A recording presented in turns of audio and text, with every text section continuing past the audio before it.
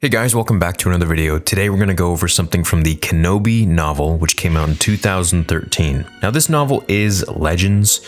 However, it was approved, pretty much around the time that George sold Lucasfilm to Disney. So while none of this will be canon, and of course the new Kenobi show will be what is going to reinstate the canon of that timeline between Revenge of the Sith and A New Hope, I'd like to find some parallels that we will probably see in the show that connect with this Legends novel. Now there's a lot that we're going to go over the next couple months until we do get the show. So in today's video, I want to go over what exactly Obi-Wan says in sort of a memoir, kind of like a dialogue in the book, to Qui-Gon Jinn. Now at this point, Qui-Gon isn't really reaching out to him. He's not talking to Obi-Wan until later. And so Obi-Wan has these moments where he just full-on kind of speaks his mind to Qui-Gon over everything that's happened. And it really gives you a lot of insight into what is going on in Obi-Wan's mind as he's sort of pouring his heart out to his dead master. He goes on to talk about Anakin having had no humility, and he wishes that Anakin would have. He says this: Anakin could have used a bit of that. We were all impressed with what he could do, but he was impressed too, and not in the least thankful for it. No, not near the end. So right here, I feel like he knows that Anakin was extremely cocky and arrogant of his own abilities. And this is something Anakin knew too. He knew that he was good. He knew everyone called him the Chosen One. He knew his powers exceeded all other Jedi Masters.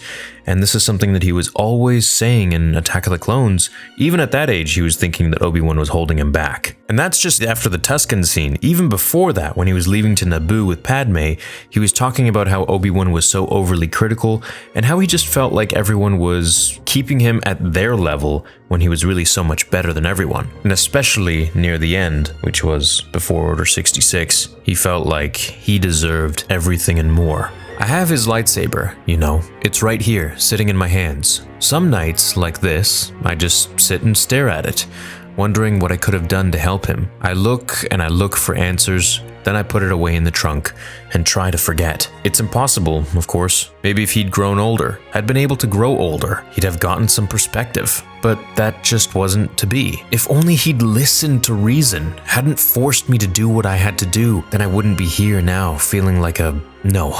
Good night, Qui-Gon. This dialogue is something that I really am hoping that we see in the Kenobi show.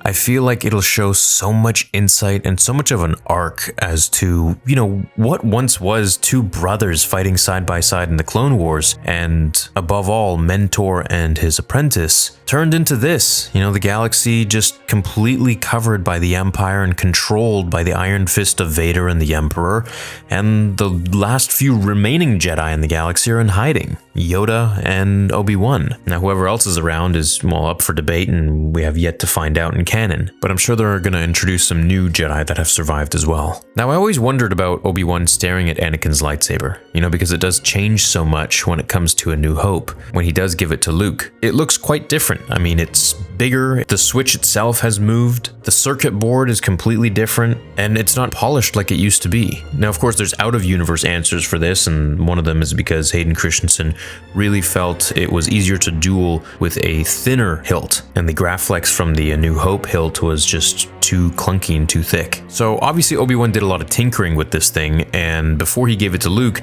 I feel like he probably was so tired of looking at it and remembering it that he just couldn't give the same lightsaber to Luke, considering Anakin had done so many horrible things with it during Order 66. So I feel like he probably tinkered with this thing to make it look completely different, and maybe even improved it in some sort of way for a novice user. I'm not exactly sure why or how he changed it, but I'm thinking that this is something that we could see in the film. He definitely has Anakin's saber, and I'm sure that we're gonna see him looking at it or contemplating what to do with it, or just, changing it up, modifying it. I also want to take notice as to how he blames himself for everything. He says, nights like this, I just sit and stare at it wondering what I could have done to help him. And I think he really blames himself at this moment. And this is something exactly the same thing that Ewan McGregor reiterated in his interview just a few days ago, how Obi-Wan is lost and broken. This is a very hard time for Obi-Wan, a time where he's lost hope, he's lost his self-identity, and he doesn't really know where he belongs anymore or what his purpose is other than to just look over Luke. So I think this time in Star Wars is probably going to be the most interesting because the characters themselves are questioning their own journey. versus just, the opposition of the separatists fighting and, who's gonna win and situations are difficult. It's like you have all of that with the Empire, but even inside of the minds of the heroes of Obi-Wan, even he's a broken man, and he blames himself for everything that's happened to Anakin. We could even get flashbacks with Obi-Wan thinking about the same things he's talking about here. Maybe if Anakin had grown older, had been able to grow older, he'd have gotten some perspective. So he really just feels like all of this was kind of wasted because Anakin was just stuck in his own youth and inexperience of just being arrogant and being cocky and being, so powerful, and how all of them were so impressed with what he could do, which of course is recognizing how powerful he was. But in turn, you never want to appreciate someone's power when they're so arrogant about it. It's just very off-putting.